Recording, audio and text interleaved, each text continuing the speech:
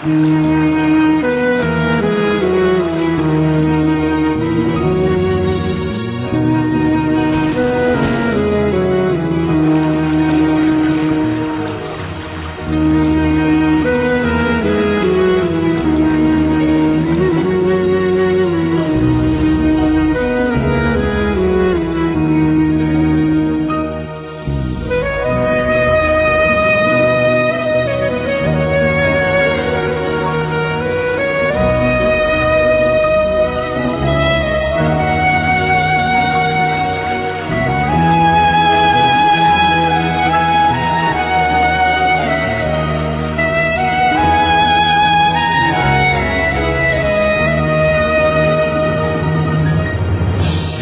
Fatime sana kurbandı canım, Allah'a əzizsən İsmətli xanım.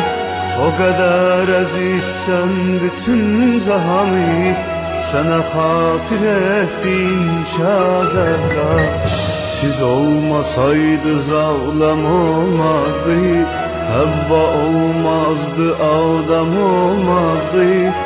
Siz əhl-i beytə eyliyibdir əta, nurundan əqqit Allah Zəhra. Sən idin saadəti peyğəmbərin, sən qızıydın əzrəti peyğəmbərin. Baxdın uğurlu gözlərlə gözlərə, sən anamsan dedim Allah Zəhra.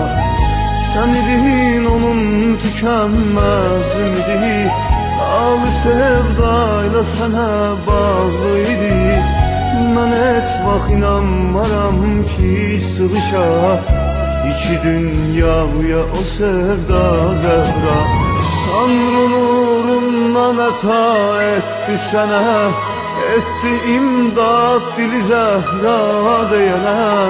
Səni pak-pakizə xalq etdi Xuda, var bunun özündə məna Zəhra. Hüseyin və 72 şühəda, canların İslam'a etdilər fəda.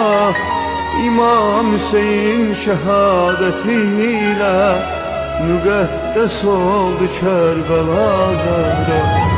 İsmin Allah'tan ətadır, bu ismi verən Xudadır. Sənə canımla fədadır Zəhra, ya Zəhra. Qalmışam mən yenə sənsiz, gözüm ağlar sənə sənsiz. Nə gərəkdir mənə sənsiz, axı dünya.